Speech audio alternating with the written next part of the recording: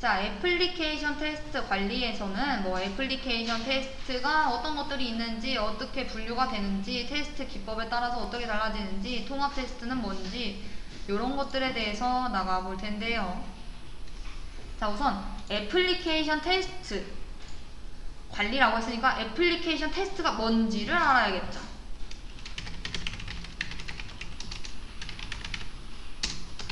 자, 애플리케이션 테스트라고 하는 건 애플리케이션에 잠재되어 있는 결함을 찾아내는 일련의 행위 또는 절차를 이야기합니다. 자, 그래서 개발된 소프트웨어가 고객의 요구사항을 만족시키는지 확인하고 소프트웨어가 기능을 정확히 수행하는지 검증합니다.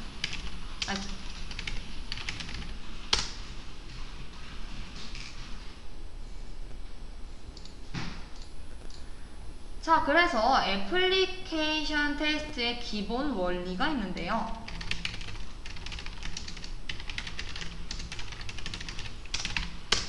총 뭐 7가지라고도 얘기하고 8가지라고도 얘기를 하는데 우선 8가지 다 확인을 해볼 예정입니다. 자, 첫 번째 원리. 완벽한 테스트는 불가능하다. 자, 왜 그렇죠?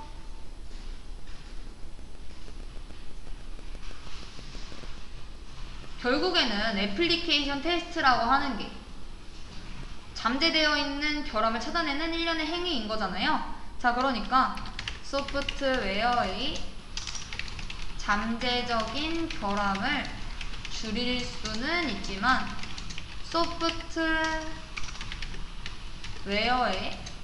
결함이 없다고 증명할 수는 없습니다.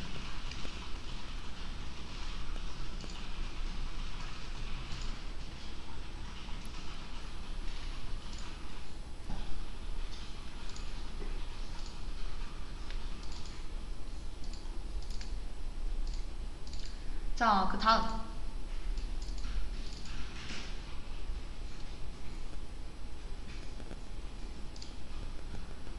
파레토 법칙.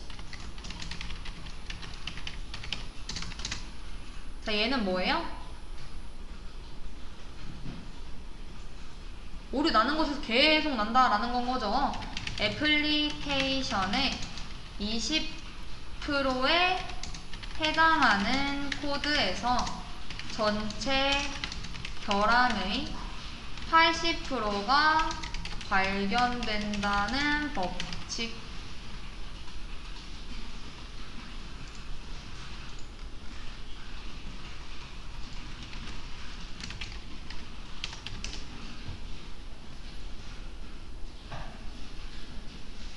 얘는 그래서 결함 집중이라고도 불립니다.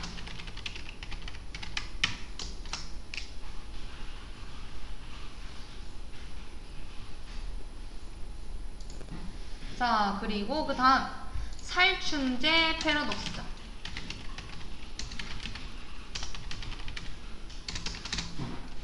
얘는 동일한 테스트 케이스로 동일한 테스트를 반복하면 더 이상 결함이 발견되지 않는 현상.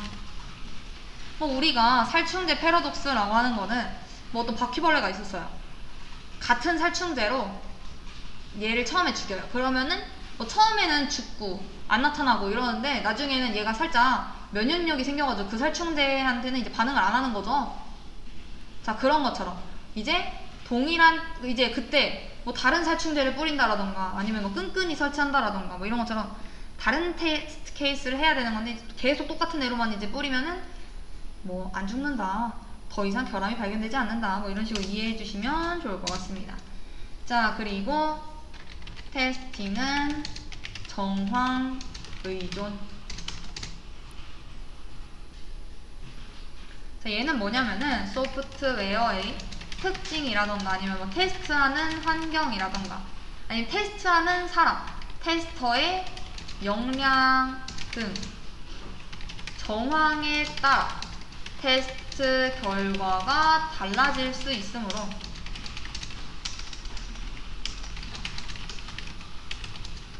정황에 따라 테스트를 다르게 수행해야 한다.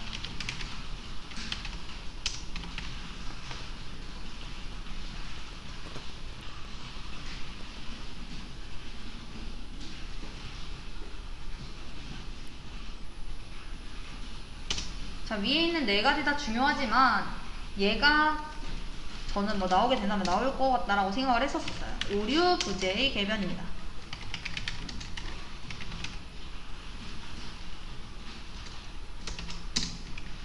자, 얘는 소프트웨어의 결함을 모두 제거해도 사용자의 요구사항을 만족시키지 못하면 해당 소프트웨어는 품질이 높다고 말할 수 없다. 자, 어떤 뭐 실행 파일, 뭐 개발 의뢰를 했어요. 했는데 이 소스 코드에서는 결함이 나오지 않았어요. 완벽해요. 근데 이제 고객님이 요청했던 그 요구사항을 만족시키지는 못했던 거죠. 그러니까 얘한 프로그램 자체에는 이상이 없지만 원하는 고객이 만족하지 못하면은 얘는 이제 품질이 높다라고 말할 수 없다라는 거예요. 그러니까 오류가 부재하죠. 그러니까 없지만 높지 않으니까. 그래서 오류 부재의 궤변입니다. 자, 그리고 6번 테스트와 위험은 반비례. 테스트를 많이 해보면 위험이 그만큼 줄어든다라는 거예요.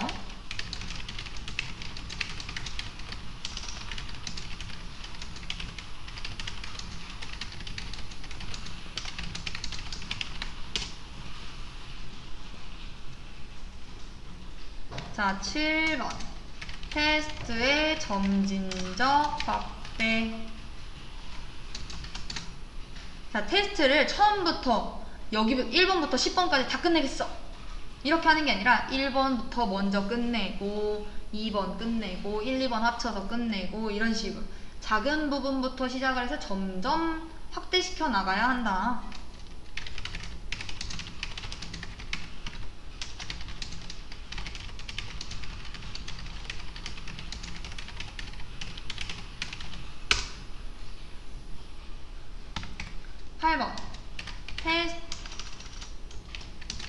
테스트의 별도 팀 수행. 어떤 말이냐면은 테스트는 개발한 사람과 별도의 관계없는 쪽에서 수행을 해야 된다라는 건 거죠.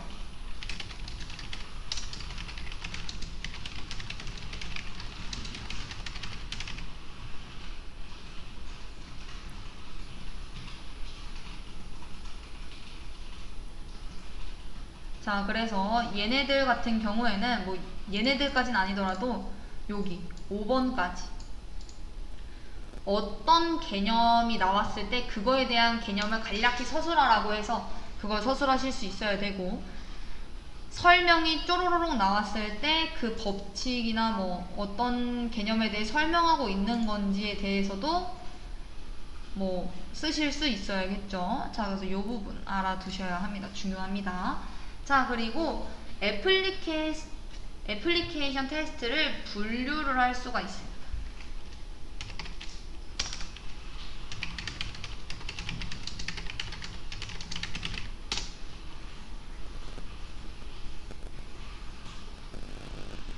자, 첫 번째는 어떤 거를 여부로 이제 테스트를 하느냐, 프로그램을 실행하느냐 안 하느냐 그 여부를 가지고 테스트를 합니다.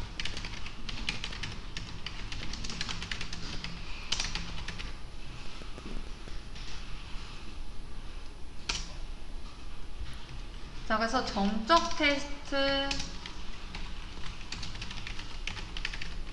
동적 테스트 이렇게 나뉘게 되는데요. 자, 정적 테스트 같은 경우에는 프로그램을 실행하지 않고 뭐 명세서라던가 소스 코드만 보면서 분석하는 테스트입니다.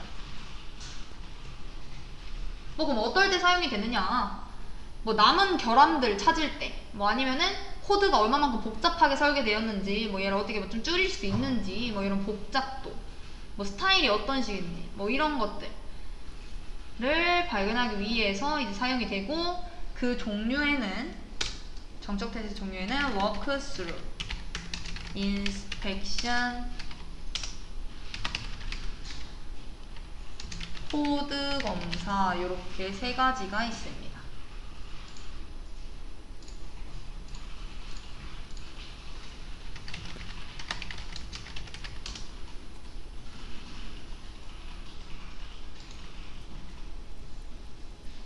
자, 이해되실까요?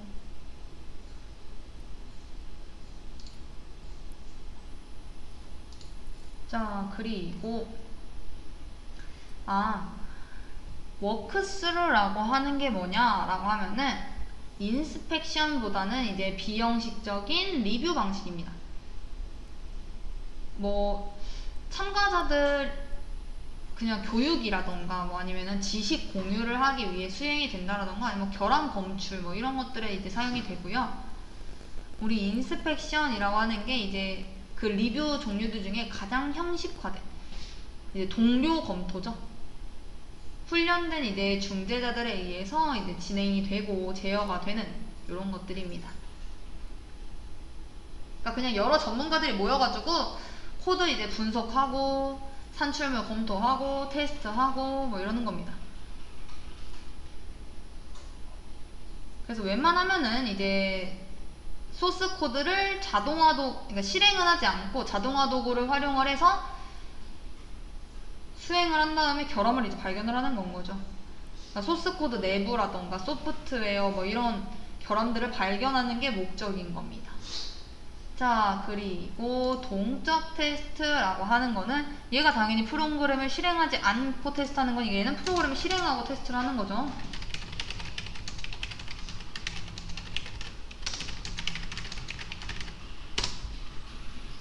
즉 소프트웨어 개발의 모든 단계에서 테스트를 수행을 합니다. 자, 그래서 종류에는 블랙박스 테스트, 화이트박스 테스트,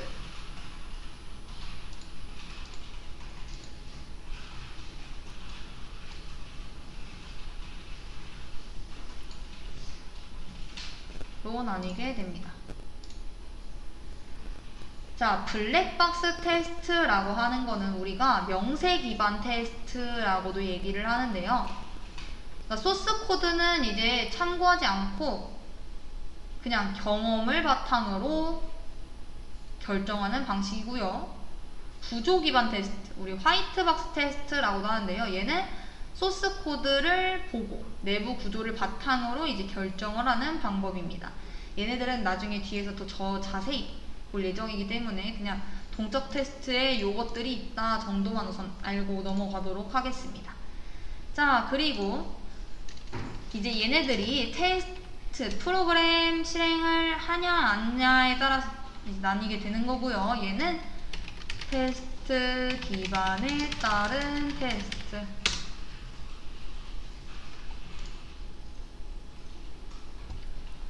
자, 첫 번째 명세 기반 테스트, 두 번째 구조 기반 테스트, 세 번째 경험 기반 테스트입니다.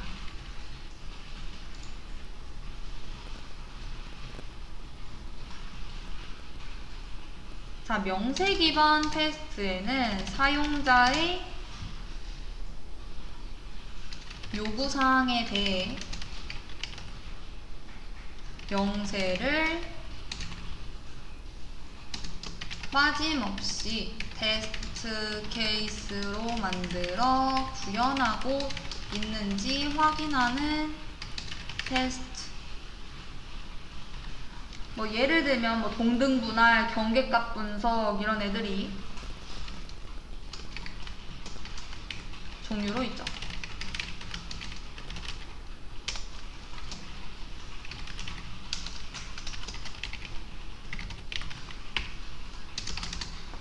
자, 그리고 구조 기반 테스트는 소프트웨어 내부의 논리 흐름에 따라 테스트 케이스를 작성하고 확인하는 테스트입니다. 그 종류에는 뭐 구문 기반 테스트, 결정 기반 테스트, 조건 기반 테스트 등이 있습니다.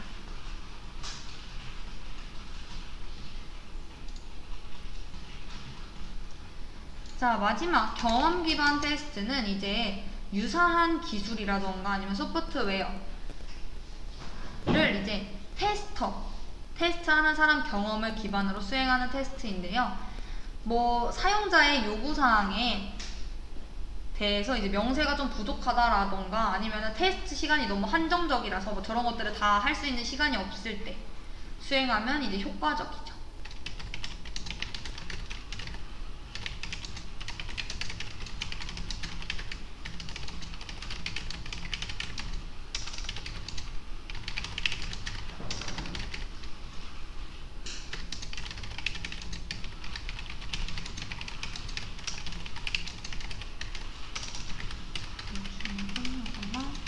테스트 시간을 제한합니다.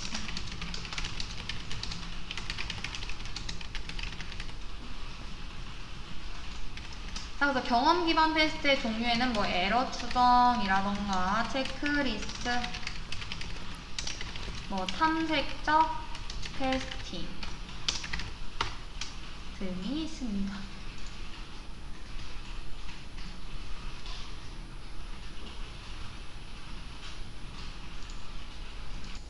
자, 그리고 이제 테스트 기반에 대한 테스트는 끝났고요. 시각에 따른 테스트입니다. 첫 번째, 검증 테스트가 있고요. 확인 테스트가 있습니다.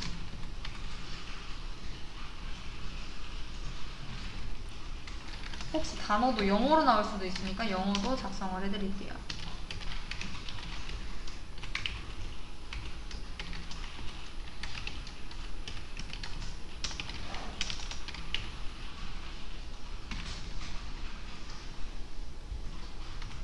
자, 검증 테스트라고 하는 거는 개발자 관점입니다.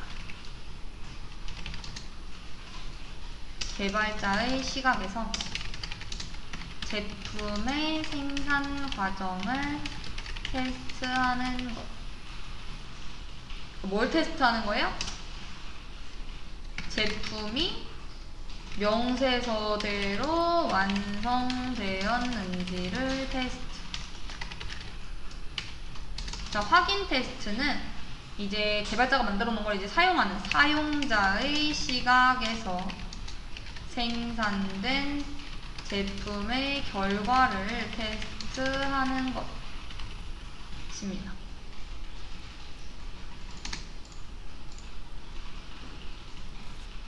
그래서 뭐 사용자가 요구한 대로 제품이 완성되었는지, 제품이 정상적으로 동작하는지를 테스트합니다.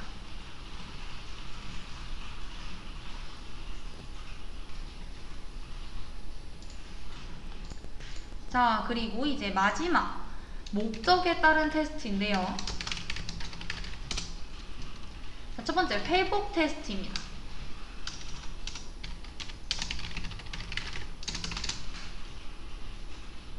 recovery.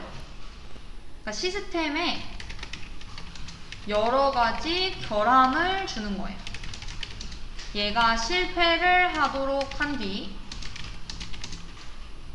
올바르게 잘 복구가 되는지를 확인하는 테스트를 이제 회복 테스트라고 하고요. 자, 두 번째 안전 테스트입니다.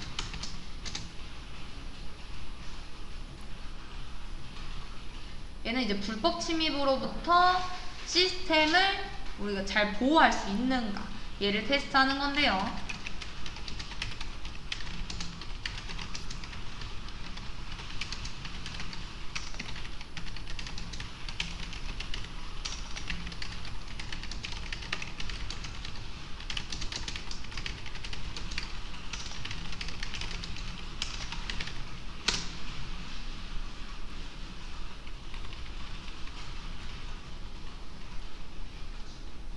자, 그리고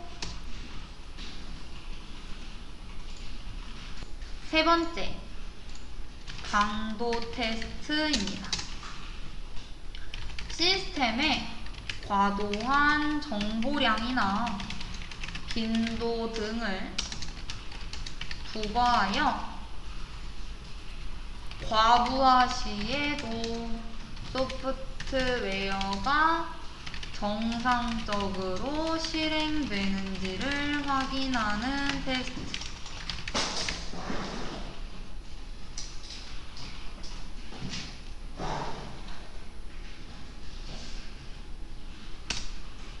자, 그리고 성능 테스트입니다. 소프트웨어의 실시간 성능이나 전체적인 효율성을 진단하는 테스트로 소프트웨어의 응답 시간, 처리량 등을 테스트합니다.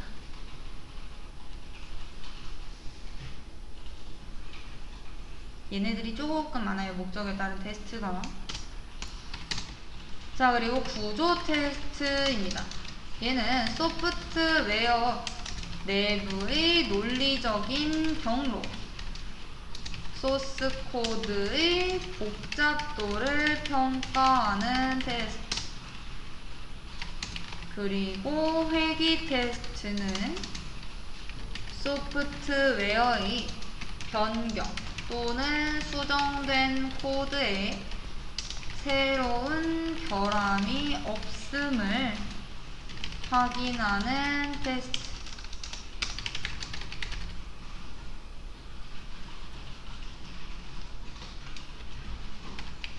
마지막, 병행 테스트.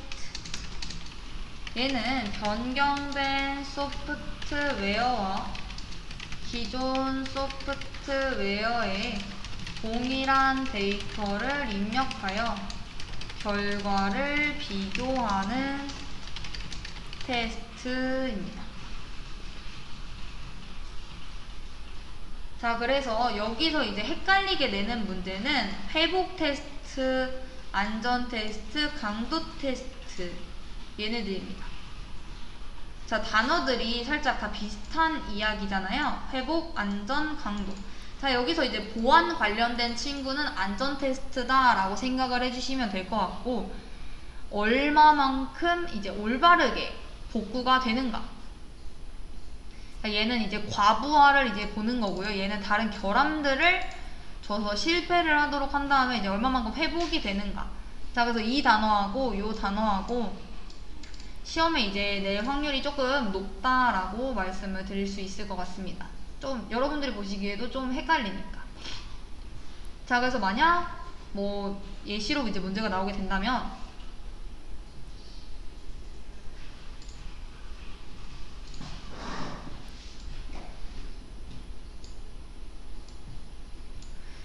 자, 애플리케이션 테스트 중 과다 정보량을 부과하여 과부하 시에도 시스템이 정상적으로 작동하는지를 확인하는 테스트.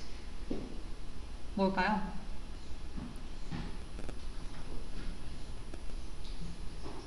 강도 테스트죠? 네. 회복 테스트는 여러 가지 결함을 주는 거고, 강도 테스트는 과부하를 시킨다라고 생각하시면 될 것 같습니다. 둘 다 이제 얼마만큼 이제 회복이 되는가. 근데 강도 테스트는 이제 정상적으로 실행이 된, 과부하에도 실행이 되는가인 거고, 회복 테스트는 이제 실패가 됐을 때 올바르게 복구가 되는가. 자, 그래서 얘는 과다 정보량 부과, 과부하 시, 이런 단어들이 있으니까 강도 테스트라고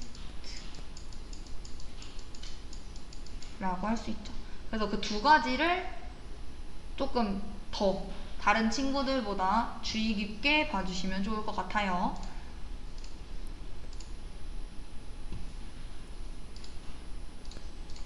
자, 화이트박스 테스트.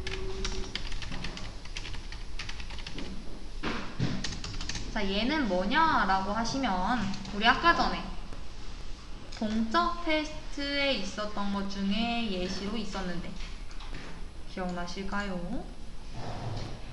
자, 화이트박스 테스트는 모듈의 원시 코드를 오픈시킨 상태에서 원시 코드의 논리적인 모든 경로를 테스트하여 테스트 케이스를 설계하는 방법입니다.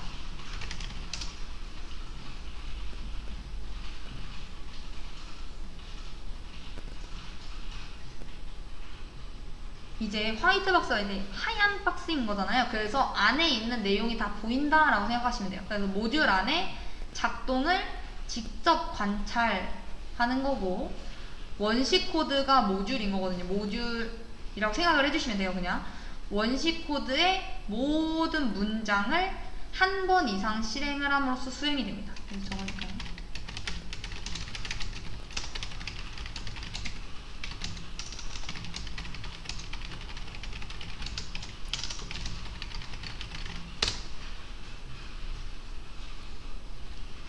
자, 그래서 화이트박스 테스트의 종류에는 두 가지가 있게 되는데, 첫 번째, 기초 경로 검사입니다.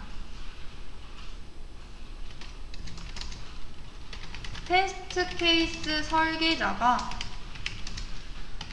절차적 설계의 논리적 복잡성을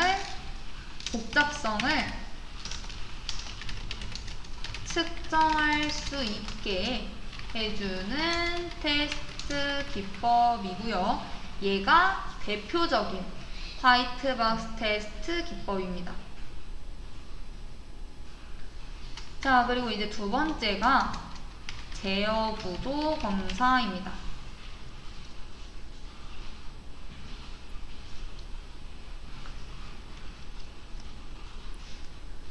자, 제어 구조 검사에는 또 이게 세 가지로 나뉘게 되는데, 조건 검사, 그리고 루프 검사, 그리고 데이터 흐름 검사, 이렇게 나뉘게 됩니다.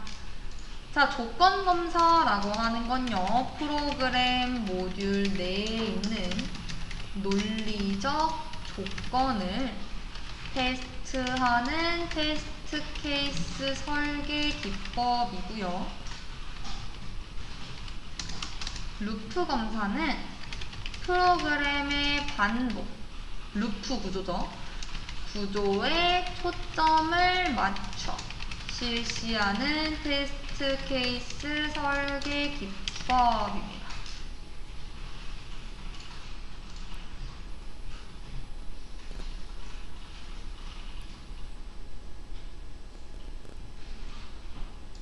자, 그리고 세 번째, 데이터 흐름 검사라고 하는 거. 프로그램에서 변수의 정의와 변수 사용의 위치에 초점을 맞춰 실시하는 테스트 케이스 설계 기법.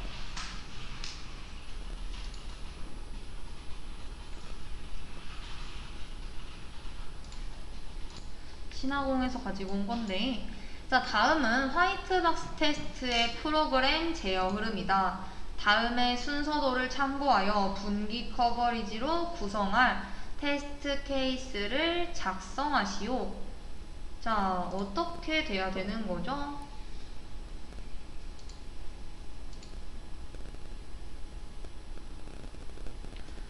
모든 애들을 다 타야 되는 건 거잖아요. 그쵸? 자, 그럼 이제 어떻게 하면 되는 거예요? 정답은?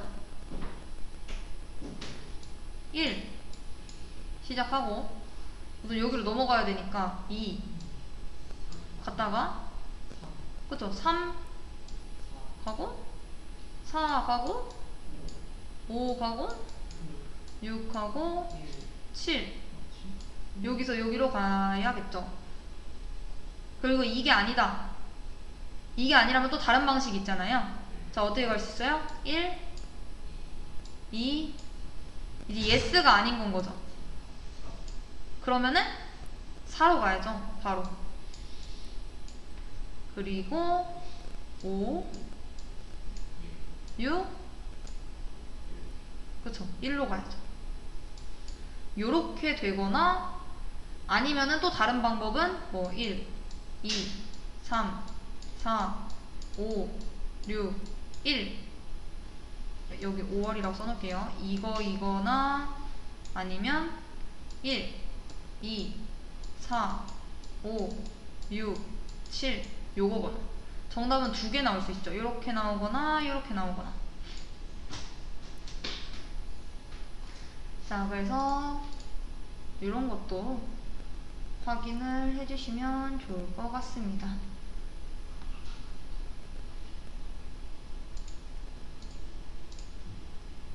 자,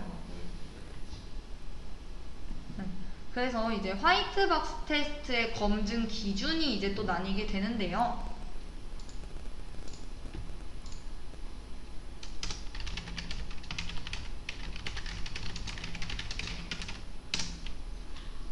자, 첫 번째 문장 검증 기준입니다.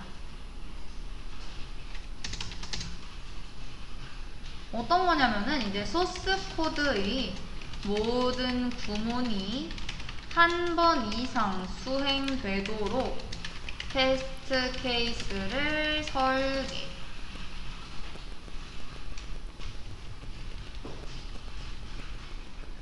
자, 두 번째 분기 검증 기준입니다. 얘는 조금 달라요. 소스 코드의 모든 조건문이 한 번 이상 수행되도록 테스트 케이스를 설계.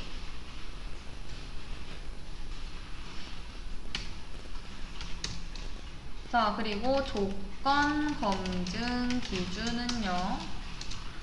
소스 코드의 모든 조건문에 대해 조건이 true인 경우, false인 경우 한 번 이상 수행되도록 테스트 케이스를 설계.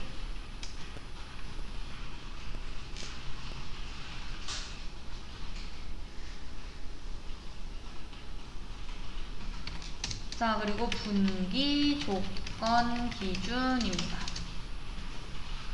자, 얘는 소스 코드의 모든 조건문과 각 조건문에 포함된 개별 조건식의 결과가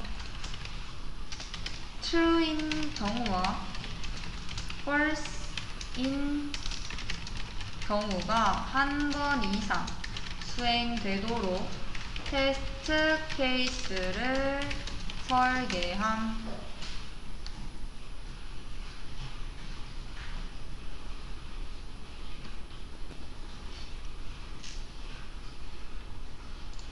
자, 이렇게 검증 기준까지 확인을 해봤고요.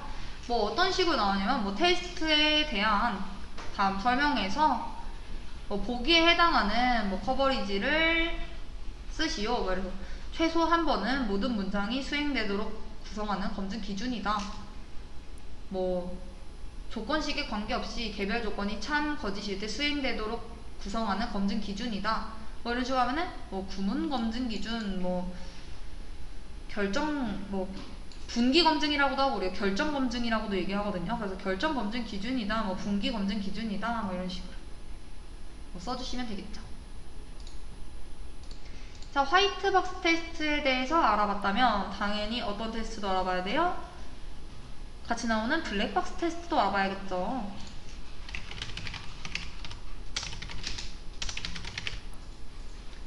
자, 얘는 뭐죠? 소프트웨어가 수행할 특정 기능을 알기 위해서 각 기능이 완전히 작동되는 것을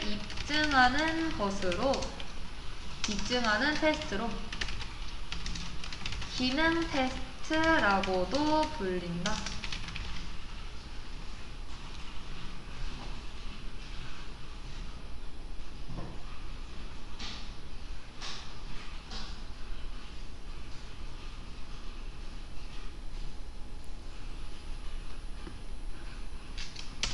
자, 얘는 이제 사용자의 요구사항 명세를 보면서 이제 테스트를 하는 거죠. 주로 구현된 기능을 이제 테스트를 하고, 이제 블랙박스 테스트에도 종류가 나뉘게 되는데,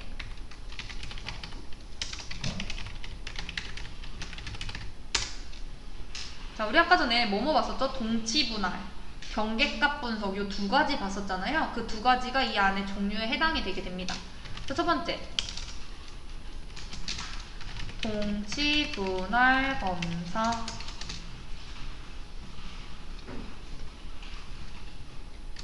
프로그램의 입력 조건에 타당한 입력 자료와 타당하지 않은 입력 자료의 개수를 균등하게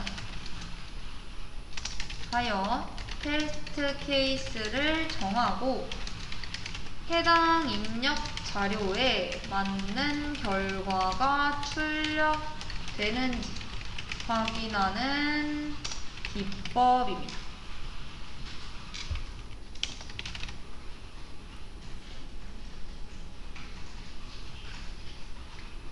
우리가 동치 분할 검사라고도 나올 수가 있고요. 동등 분할 기법이라고도 얘기를 합니다.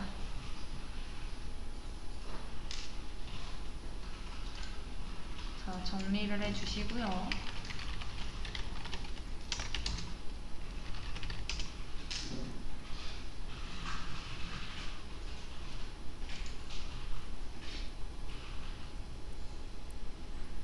자, 쉽게 얘기를 하면은 이제 입력 자료에 초점을 맞춰가지고 테스트 케이스를 만들고 검사를 하는 거예요. 이해되실까요?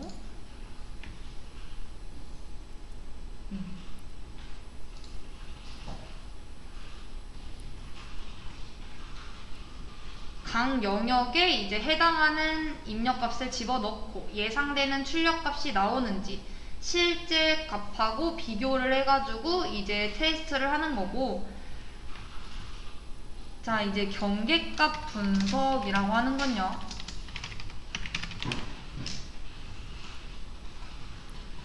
자, 입력 조건의 중간값보다 경계값에서 오류가 발생할 확률이 더 높아. 이래서 동치 분할 검사를 보완한 검사 기법이 경계값 분석 기법입니다.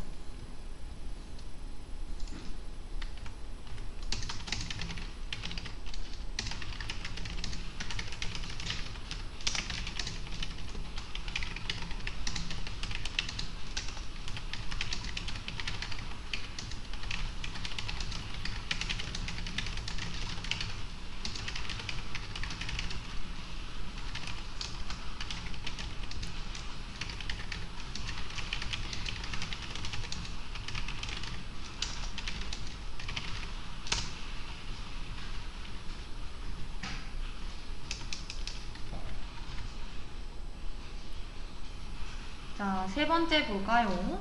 자, 세 번째, 원인 효과 그래프 검사입니다. 자, 얘는 어떤 거냐라고 하면은 입력 데이터 간의 관계와 출력에 영향을 미치는 상황을 체계적으로 분석한 다음 포용성이 높은 테스트 케이스를 선정하여 검사 하는 기법.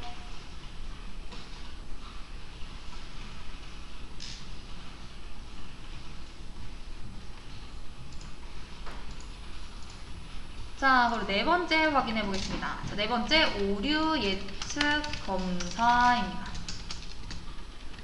과거의 경험이나 확인자의 감각으로 테스트하는 기법을 얘기를 합니다.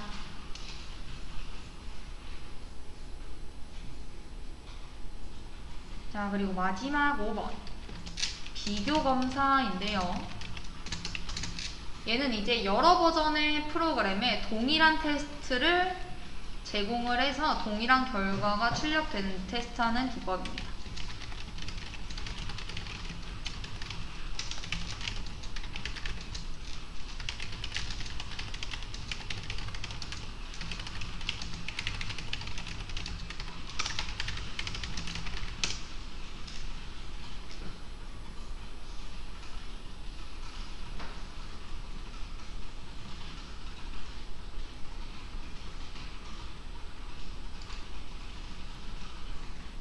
자, 그래서 얘도 역시 신화공에서 가지고 온 문제인데요.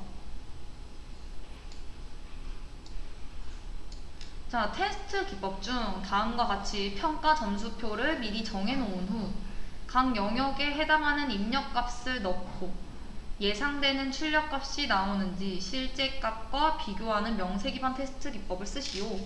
자, 얘는 어떤 테스트죠? 경계값?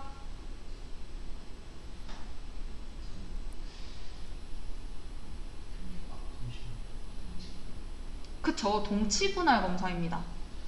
경계값 검사였으면은 이 경계에 해당되는 지금 얘 보면 입력값이 얼마예요?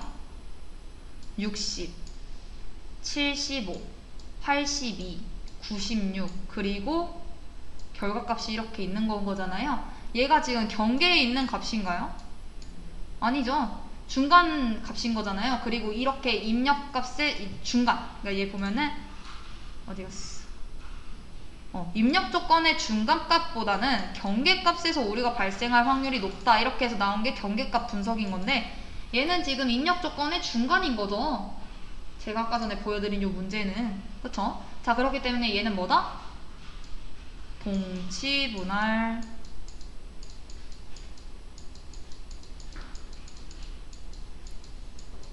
검사이다. 이해되실까요? 차이? 어떤 애가 어떤 식으로 나오는지를 아셔야 됩니다. 그리고 이런 표를 갖고 시험 문제에 경계값 분석이 출제가 됐었던 적도 있었어요. 자, 그러면은 얘와 유사하게 다른 문제 한번 풀어볼까요?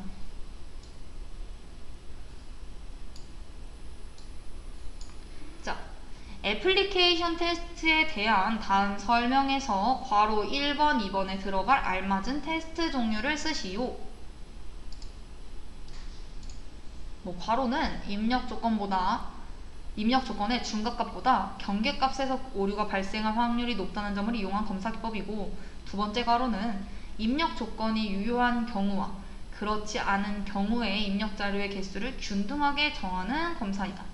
예를 들어 x가 0보다 크거나 같고 10보다 작거나 같다라는 조건이 있을 때 1번 괄호는 -1, 0, 10, 11을 입력값으로, 두 번째는 0 이상 10 이하의 수 n개와 0 미만 10 초과의 수 n개를 입력값으로 정한다.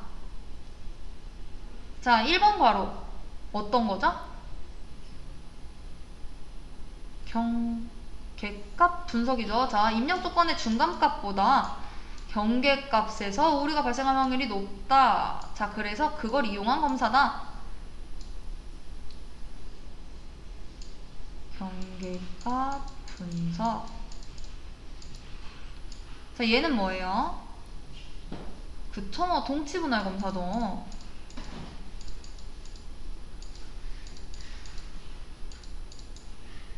이해되실까요? 이런 식으로 나올 수 있다라는 점. 아까 전처럼 입력, 예상 데이터 출력 뭐 이런 식으로 나올 수도 있고, 한글로 풀어서 설명할 수도 있고. 자, 그리고 자, 저번에 저희 V 모델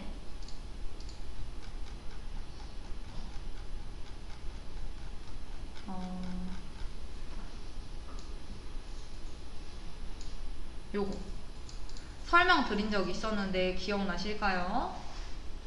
거기에서 뭐 모듈 테스트, 통합 테스트, 시스템 테스트, 인수 테스트 이렇게 V 모양으로 이렇게 점점 커졌었던 거 기억 안 나실까요? 자, 얘가 V 모델이었었죠. 구현이 된 다음에 단위 테스트하고, 단위 테스트 끝나고 통합 테스트하고, 그 다음 시스템 테스트하고 인수 테스트 한다 라고 했던 거 기억나실까요? 자, 그래서 각각의 테스트 다시 한번 짚고 넘어가 보도록 하겠습니다. 왜냐면은 얘가 이제 개발 단계에 따른 애플리케이션 테스트.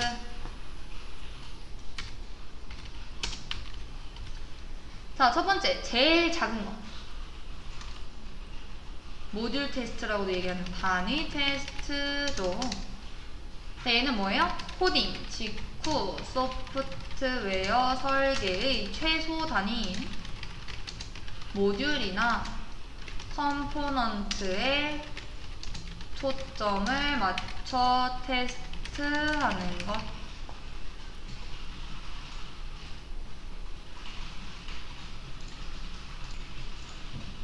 그리고 이제 단위 테스트가 끝났어요. 단위 테스트가 끝난 애들을 뭉쳐가지고 하나의 시스템으로 완성시키는 과정에서의 테스트. 걔가 뭐였죠? 단위 테스트 끝난 거를 뭉쳤다. 단통시인이잖아요. 단통시인. 통합 테스트. 단위 테스트가 완료된 모듈들을 결합하여 하나의 시스템으로 완성시키는 과정에서의 테스트를 의미. 뭐 어떤 거 테스트하는 거예요? 모듈 간 아니면은 그 통합된 컴포넌트 간의 상호작용 오류를 검사하죠. 자, 단통시인이니까 시스템 테스트. 자, 얘는 개발된 소프트웨어가 해당 컴퓨터 시스템에서 완벽하게 수행되는가를 점검하는 테스트입니다. 자, 그래서 얘가 뭐로 나눠지는 거였어요? 요구사항. 기능적 요구사항, 비기능적 요구사항 이렇게 구분돼서 각각을 이제 만족을 하는가 테스트를 하는 건 거죠. 자, 그리고 마지막 인수 테스트입니다. 자, 얘는 이제 개발한 소프트웨어가 사용자의 요구사항을 충족하는 지에 중점을 두고 테스트하는 방법입니다. 자, 인수 테스트는 개발한 소프트웨어를 누가 테스트하죠? 누가 하나요? 개발한 소프트웨어를 쓸 고객, 사용자가 직접 테스트를 하는 거죠.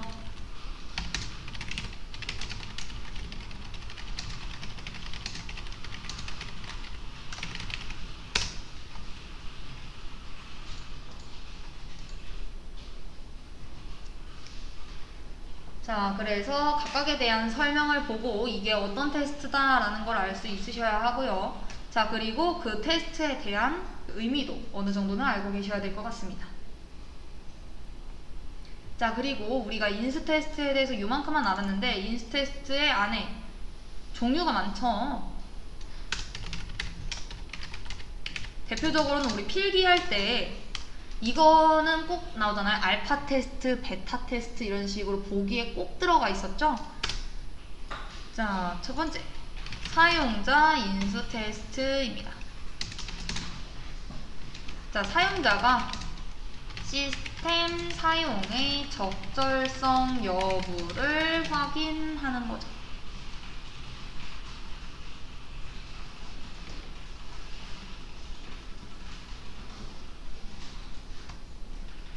자, 그리고 두 번째, 운영상의 인수 테스트입니다. 자, 얘는 시스템 관리자가 시스템을 인수할 때 수행하는 테스트 기법입니다. 그럼 이 사람들은 뭘 확인을 하나요? 정기 점검이라던가 아니면 백업 시스템, 보건 시스템, 재난복구, 사용자 관리 이런 것들을 이제 확인을 하겠죠, 관리자가. 자, 그리고 계약 인수 테스트. 얘는 진짜 딱 이름 그대로죠. 계약상의 인수, 검수 조건을 준수하는지 여부를 확인.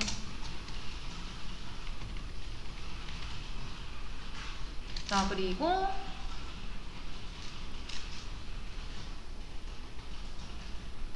규정 인수 테스트가 있죠. 자, 소프트웨어가 정부 지침, 법규, 규정 등 규정에 맞게 개발되었는지를 확인함.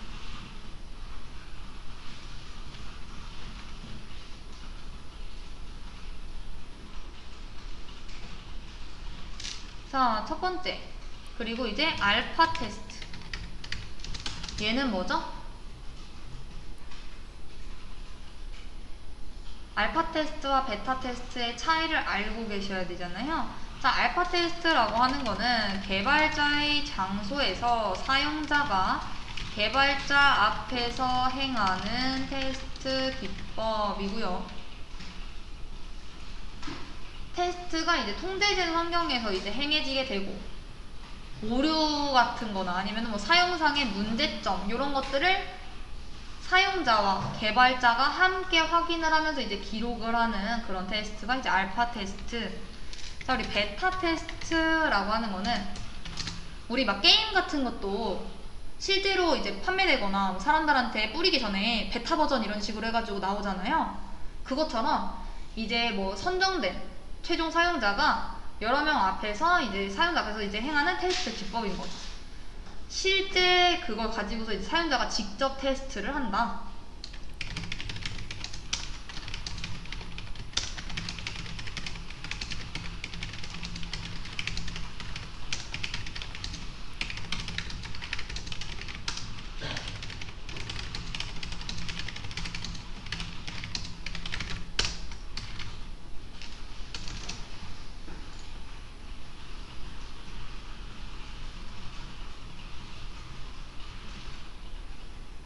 자, 인수 테스트라는 거는 이제 개발한 소프트웨어가 사용자의 요구사항에 충족을 하는지 중점을 두고 테스트를 하는 방법이고, 그 중에서 베타 테스트는 최종 선정된 사람들이 여러 명의 사용자 앞에서 테스트를 행하는 거고, 그러니까 실제 업무를 가지고 사용자가 직접 테스트한다라는 거. 알파 테스트는 사용자하고 개발자가 함께 이제 테스트하면서 기록을 하고 이런다라는 거죠. 둘의 차이가 있다라는 거. 자, 그리고 이제 또 중요한 걸 나가려고 합니다. 테스트, 통합 테스트 중에서 하향식 통합 테스트라고 하는 게 있습니다.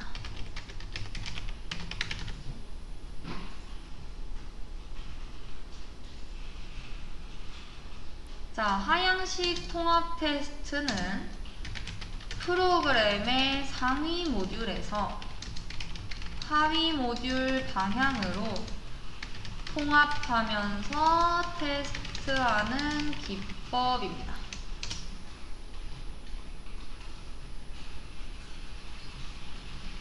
깊이 우선 통합법이나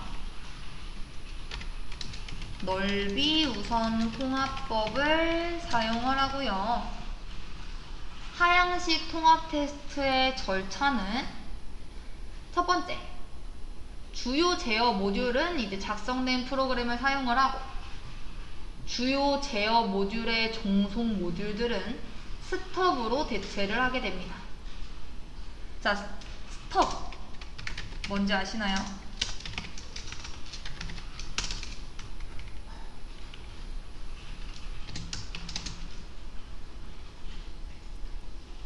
얘는 제어 모듈이 호출하는 타 모듈의 기능을 단순히 수행하는 도구로 일시적으로 필요한 조건만을 가지고 있는 시험용 모듈입니다.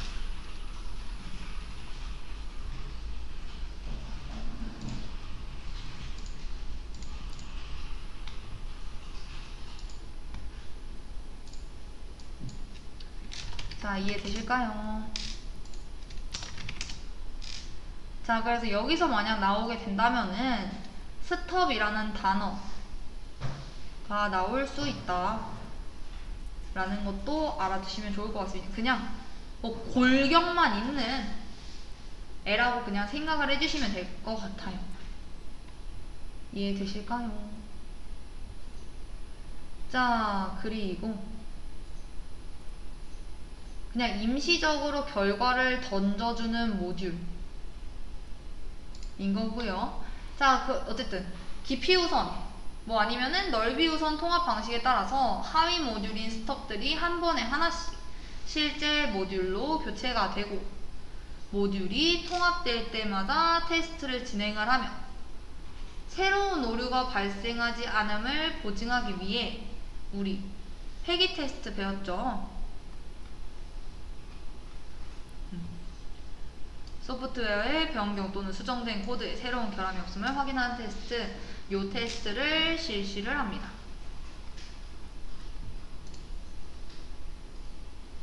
자, 그래서 만약 뭐 하향식 통합에 있어서 모듈 간의 통합 시험을 위해 일시적으로 필요한 조건만을 가지고 임시로 제공되는 시험용 모듈은 무엇인가요? 라고 하면 스톱이라고 쓰실 수 있어야겠죠. 이해되실까요? 스톱을 사용한다라는 건 뭐다? 상향식이다, 하향식이다? 하향식 통합 테스트다. 자, 그러면은 하향식을 배웠으니 상향식 통합 테스트도 배워야 되는 건데, 자, 상향식 통합 테스트는 프로그램의 하위 모듈에서 상위 모듈 방향으로 통합하면서 테스트하는 기법입니다.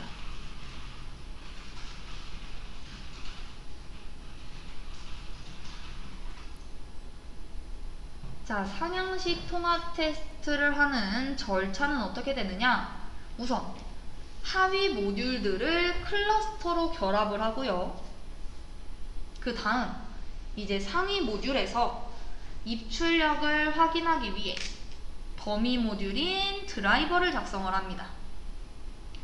그리고 통합된 클러스터 단위로 테스트를 하고요. 테스트가 완료되면 클러스터는 프로그램 구조의 상위 단계로 이동을 하여 결합을 하고, 드라이버는 이제 실제 모듈로 대체가 되게 됩니다. 자, 그럼 여기서는 이제 어떤 게 나오느냐? 얘한테서 중요했던 게 스톱이라고 한다면 얘는 테스트 드라이버입니다. 그냥 드라이버라고 나올 수도 있어요. 자, 얘가 하는 일은 뭐냐? 테스트 대상의 하위 모듈을 호출하고 파라미터를 전달하고 모듈 테스트 수행 후의 결과를 도출하는 도구이다.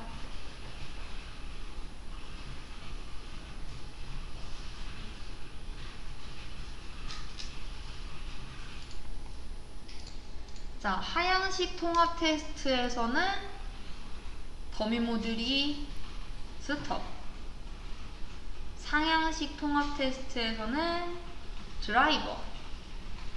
이해되실까요? 그래서 그거를 두 개를 알아두셔야 하고, 자, 그리고 아까 전에 회기 테스트에 대해서도 설명을 한번 드리긴 했는데 그래도 조금 더 한 번 더 말씀을 드리면 회귀 테스트라는 애는 통합된 테스트로 인해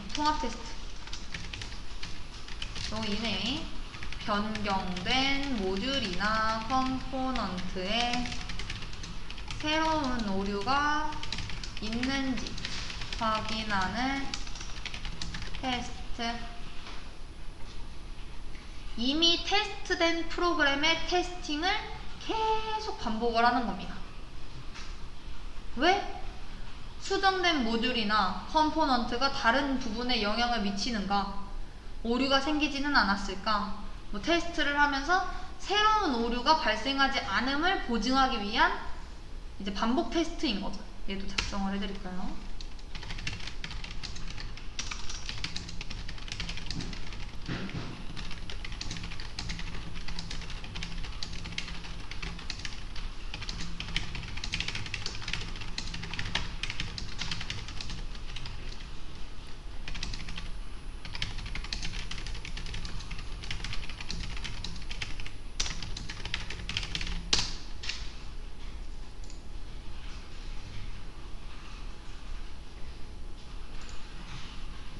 자, 그리고 또 알아두셔야 하는 게 있습니다.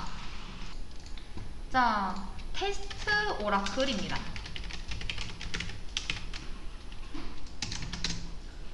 자, 테스트 오라클이라고 하는 건 테스트 결과가 올바른지 판단하기 위해 사전에 정의된 참값을 대입하여 비교하는 기법 및 활동을 말합니다.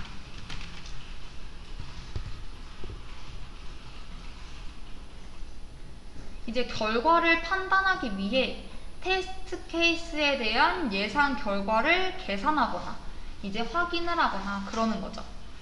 자, 그랬을 때 테스트 오라클의 특징이 세 가지가 있습니다. 자, 첫 번째,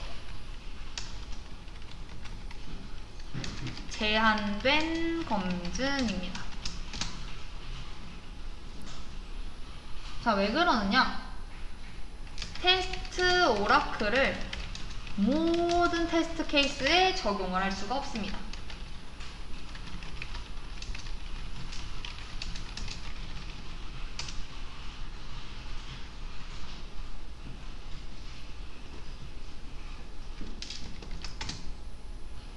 자, 그리고 두 번째, 수학적 기법입니다. 테스트 오라클의 값을 수학적 기법을 이용하여 구할 수 있습니다.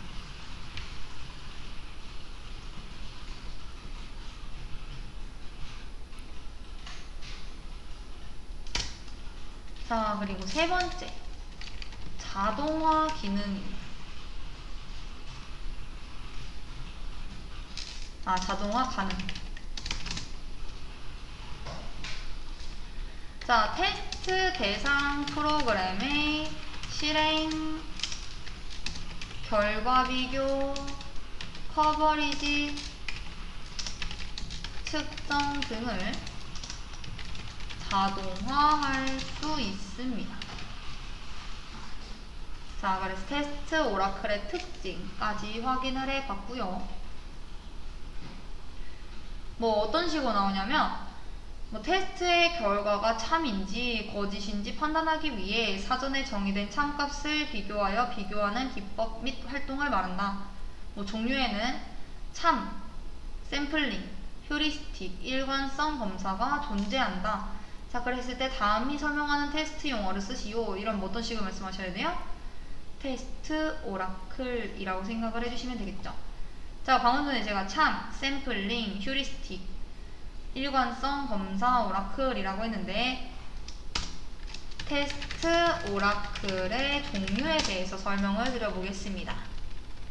자, 첫 번째, 참 오라클입니다.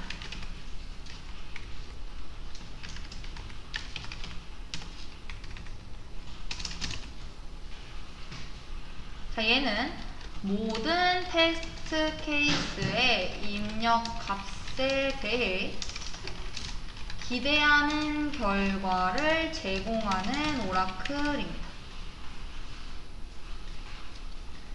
발생된 모든 오류를 검출할 수 있어요.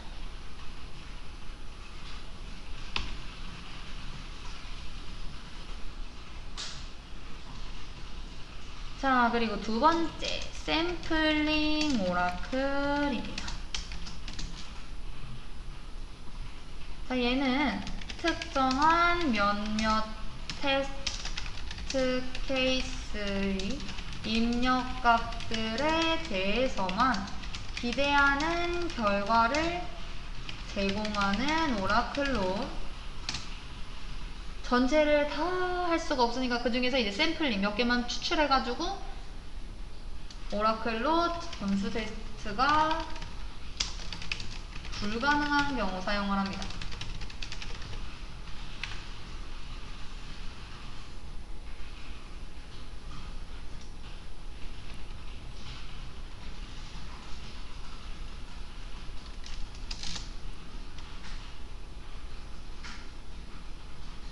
자, 그리고 추정, 퓨리스틱.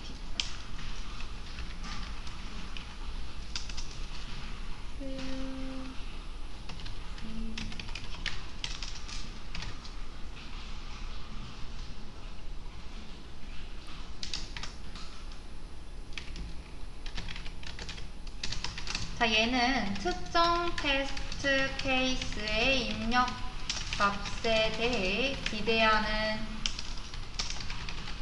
결과를 제공하고 나머지 입력 값들에 대해서는 추정해서 처리하는 오라클입니다.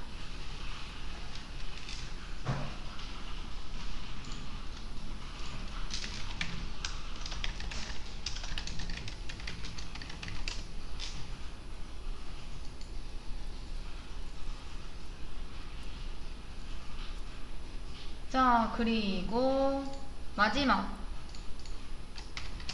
일관성 검사 오라클입니다.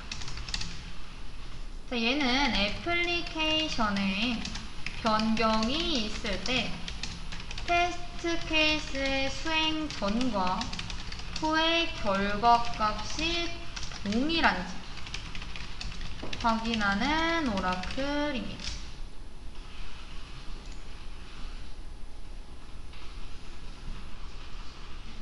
얘는 이제 뭐 상용 테스트, 자동화 도구에서 사용이 되죠. 회기 테스트에서 수정, 전과, 후의 결과를 확인하거나 아니면 뭐 비교할 때 이제 사용이 되고요. 자, 얘네들 간에는 사실 장단점이 다 있습니다. 참 오라클을 하면은 뭐 모든 케이스에 대해서 다 나오니까 좋은 거 아닌가? 뭐 좋죠. 정확도 검증도 되고 정확도도 좋고, 이제 단점은 그만큼 개발 비용이 많이 들어가겠죠. 자, 그러면 이제 샘플링 오라클은 일부에 대해서만 테스트 검증을 하다 보니까 이제 작성하는 게 쉽죠. 오라클 작성하는 게.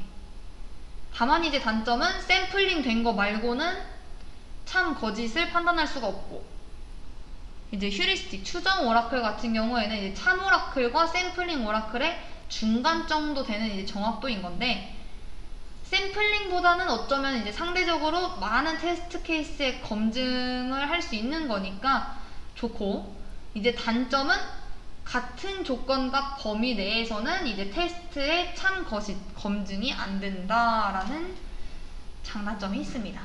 자, 그래서 우선 여기까지 알아주시면 될 것 같고요.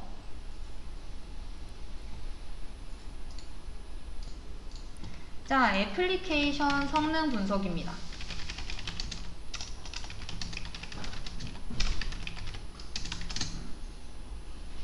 자, 애플리케이션 성능. 이게 무슨 말일까요? 애플리케이션 성능. 최소한의 자원을 사용하여 최대한 많은 기능을 신속하게 처리하는 정도를 이야기합니다.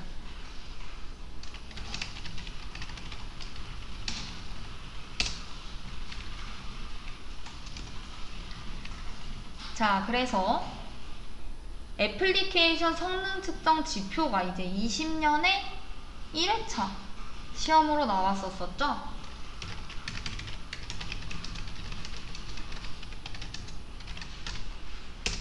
자, 첫 번째, 처리량. 두 번째, 응답 시간. 세 번째, 경과 시간. 네 번째, 자원 사용률입니다.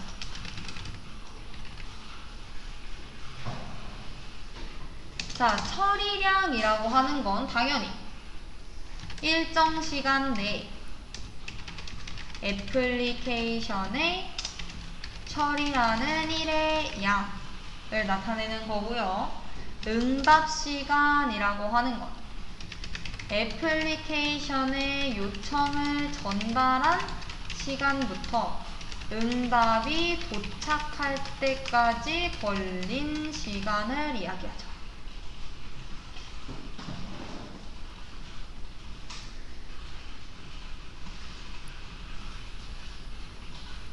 자, 응답 시간과 경과 시간이 약간 헷갈릴 수 있는데, 응답 시간은 요청을 전달한 시간부터 응답이 도착할 시간, 경과 시간은 작업을 의뢰한 시간부터 그 작업이 처리가 완료되는 시간인 겁니다.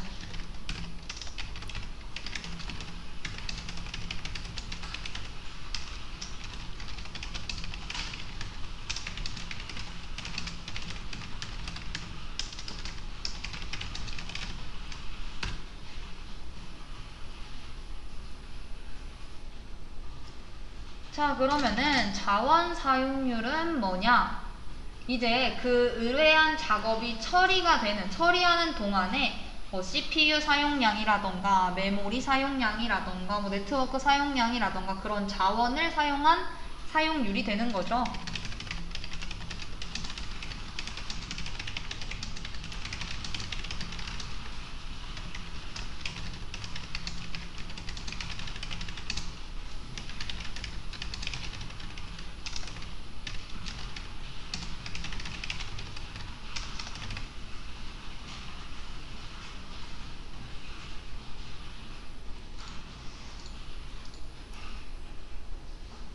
얘네들에 대한 것들은 외워주셔야 됩니다. 처리량, 응답시간, 경과시간, 자원사용률. 얘네들이 시험에 나왔던 거는 표가 이렇게 주어지고 내용이 있으면 여기다가 괄호를 뚫어놓고 이 안에 들어갈 내용이 무엇인지에 대해서 작성을 하는 문제가 나왔었습니다. 자, 그리고 성능 테스트를 할 수 있는 도구가 있는데요. 자, 우리 성능 테스트 도구는 애플리케이션의 성능을 테스트하기 위해 애플리케이션에 부하나 스트레스를 가하면서 애플리케이션의 성능 측정 지표를 점검하는 도구입니다.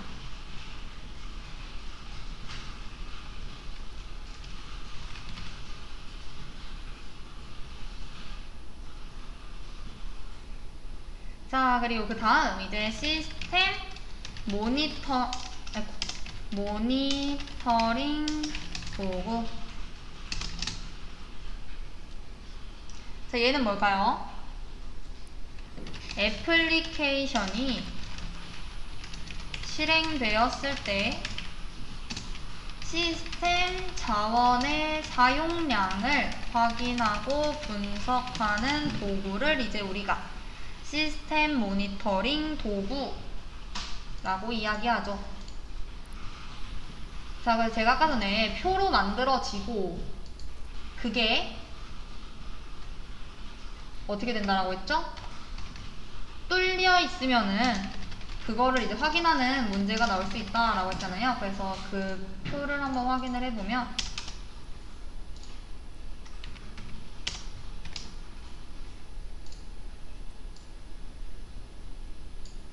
이런 식으로 나왔습니다. 자, 애플리케이션 성능이란 최소한의 자원을 사용하여 최대한 많은 기능을 신속하게 처리하는 정도를 나타낸다. 애플리케이션 성능 지표에 대한 다음 설명에서 괄호 안에 들어갈 알맞은 용어를 쓰시오. 자, 이래서 애플리케이션이 실제 처리하는 일의 양, 뭐죠? 문제 안에 정답이 있어요. 그렇죠? 처리양이죠. 두 번째, 그쵸, 요청을 전달한 시간부터 응답이 도착할 때까지의 시간, 응답이 도착할 때까지 걸린 시간이라고 했으니까 응답 시간. 자, 세 번째, 작업을 의뢰한 시간부터 작업이 처리되는 완료 시간, 경과 시간이죠.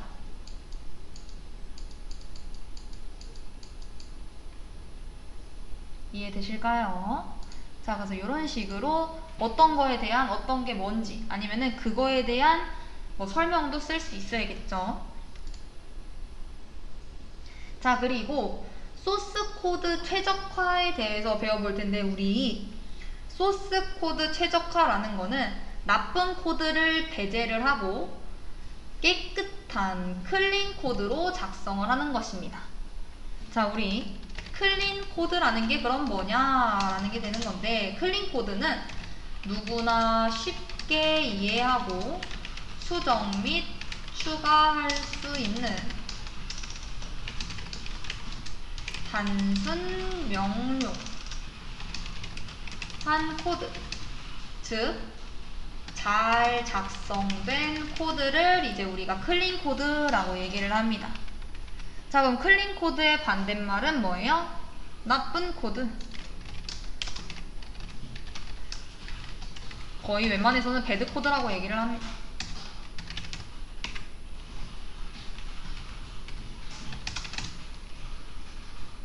자, 얘는 프로그램 로직이 복잡하고 이해하기 어려운 코드를 이제 우리가 나쁜 코드라고 얘기를 해요. 자, 나쁜 코드 중에서 이제 대표적인 애들이 있는데, 첫 번째, 스파게티 코드입니다. 우리 스파게티 보면은 막 면들이 얽히고 설키고 막 이렇게 되어 있잖아요. 그래서 막 포크로 이렇게 말아먹죠? 그것처럼 코드의 로직이 서로 복잡하게 얽혀있는 코드를 스파게티 코드라고 얘기를 하고요. 자, 2번은 외계인 코드입니다. 막 우리가 이제 처음부터 끝까지 개발을 받는 경우도 있지만 이미 너무 잘 굴러가고 있는 시스템을 유지보수해야 되는 경우도 있잖아요. 근데 이미 이전에 이제 이 시스템을 초기에 만드셨을 때 이제 했던 기능을 만드는 그 개발자가 너무 시간이 오래돼서 돌아가셨거나 뭐 이런 식으로 너무 이제 그 개발자를 찾을 수가 없어요. 자, 그래서 유지보수 작업이 어려운 코드들 있죠. 아니면은 참고할 만한 문서도 없어요. 그런 경우에 우리가 이제 외계인 코드라고 얘기를 합니다.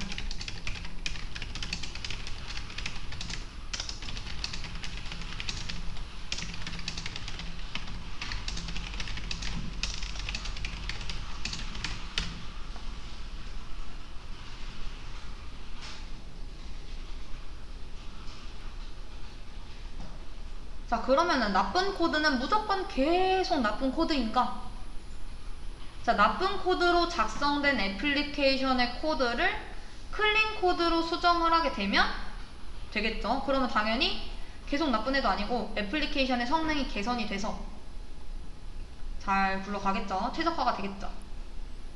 자, 그래서 만약 나오게 된다면 외계인 코드에 대해 간략히 서술하시오 이러면 아주 오래되어서 개발자도 없고 참고 문서도 없어서 유지보수가 어려운 코드이다, 이런 식으로 써주시면 되겠죠.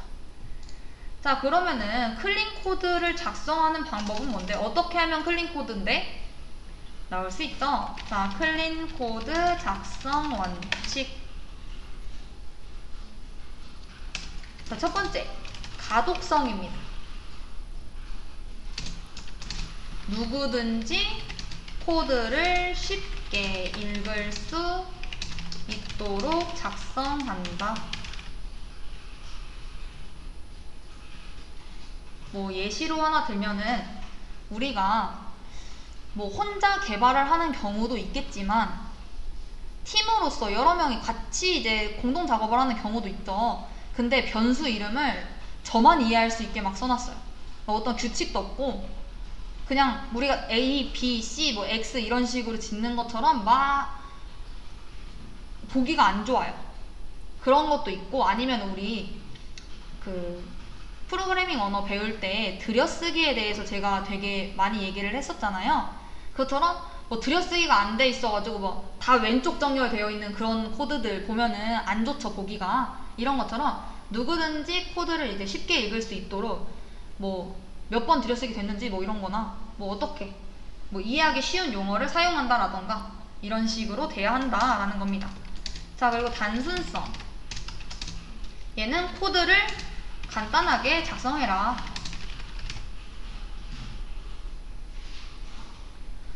뭐 예를 들면 하나의 메소드가 있었어요. 5단을 출력하는 9구단 함수가 있었다라고 해볼게요. 자, 근데 걔는 5단 출력이라는 하나의 기능만을 이제 수행을 해야 되는 건데 거기다가 뭐 4단, 뭐 3단 이런 애들도 붙여놓는다던가 아니면은 쉽게 얘기를 하면은 하나의 메소드에 여러 기능을 붙여놓는다라는 거죠. 하나의 기능을 수행할 때는 한 번에 한 가지만 수행을 해야 되는데 이해되실까요? 그래서 최소 단위로 분리를 해야 한다. 뭐 클래스 하나, 클래스 따로, 메소드 따로, 함수 뭐 이런 식으로 돼야 한다 라는 거. 그리고 의존성 배제. 자, 코드가 다른 모듈에 미치는 영향을 최소화한다. 뭐 얘도 예시를 들어보면 제가 뭐 코드 하나를 이제 수정을 하려고 해요. 수정을 하는데 이쪽 뭐 1페이지를 수정하고 있는데 2페이지는 2페이지랑 전혀 관련이 없어요. 근데 1번을 뭐 바꾸면 2번이 같이 막 바뀐다라는 거, 영향이 계속 있다라는 거죠. 그런 게 좀 적어야 한다. 그런 겁니다. 자, 그리고 네 번째. 중복성 최소화. 자, 우리 함수를 사용했던 이유, 변수를 사용했던 이유. 자, 왜 그랬었죠? 값을 저장해 놓고 코드를 저장을 해 놓고 코드 저장하는 이유는 뭐였어요? 최대한 같은 기능 사용하는 앤데 굳이 여러 줄 쓸 필요도 없고 이러니까 그런 거였잖아요. 자, 그러니까 코드의 중복을 최소화한다. 어떤 말이에요? 중복된 코드는 삭제하고 공통된 코드를 사용을 해라. 그러면 이제 클린 코드다. 자, 5번 추상화입니다. 이 단어 굉장히 많이 들었죠. 우리 캡슐화, 정보은닉 이런 거 할 때도 듣고. 추상화가 뭐였었어요? 자, 상위 클래스, 메소드, 함수에서는 간략하게 애플리케이션의 특성을 나타내고 상세 내용은 하위 클래스, 메소드, 뭐 함수에서 구현해라. 위에서는 진짜 뭐 오리 이런 식으로 큰 그거에 대한 특징을 나타내고 상세한 뭐 청둥오리, 뭐 흰색 오리, 노란 오리 뭐 이런 식으로 그런 내용들은 하위에서 구현을 해라 이런 겁니다. 자, 그래서 만약 클린 코드 작성 원칙 중에서 한 번에 한 가지 처리만 수행한다.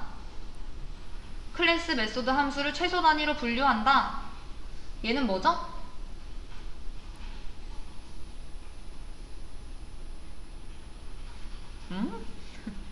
한 번에 한 가지만 수행. 클래스, 메소드, 함수를 최소 단위로 분리. 단순성이었죠? 여러분?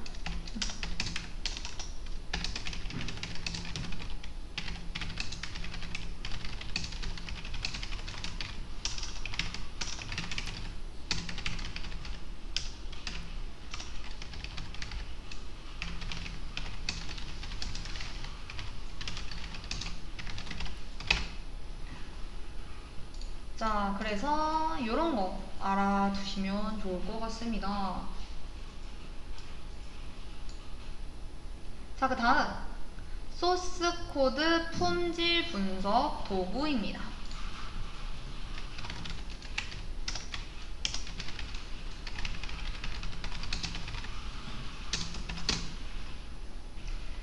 자, 얘는 뭐냐? 소스 코드의 코딩 스타일,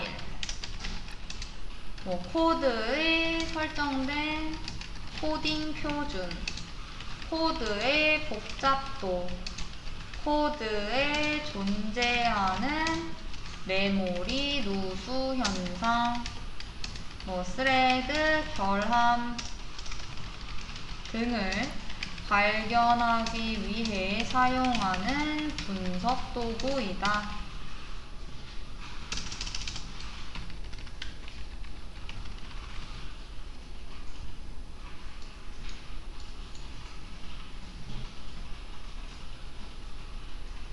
자, 근데 이 소스 코드 품질 분석 도구는 두 가지로 나뉘게 됩니다. 자, 첫 번째, 정적 분석 도구입니다.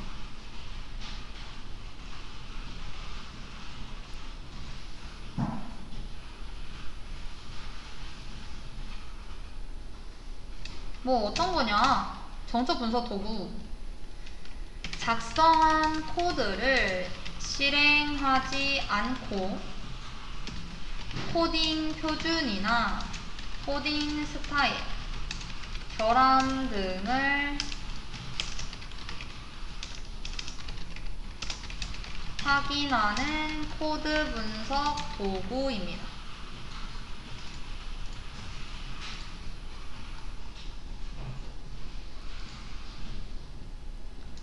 자, 동적 분석 도구도 있는데요. 이렇게 두 가지로 나뉩니다. 자, 동적 분석 도구라 함은 작성한 소스 코드를 실행하여 코드에 존재하는 메모리 누수, 스레드 결함 등을 분석하는 도구입니다.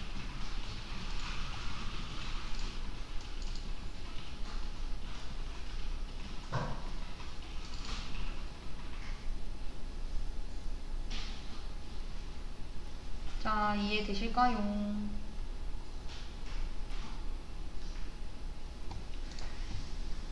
자, 여기까지 해서 7장 끝이 났습니다.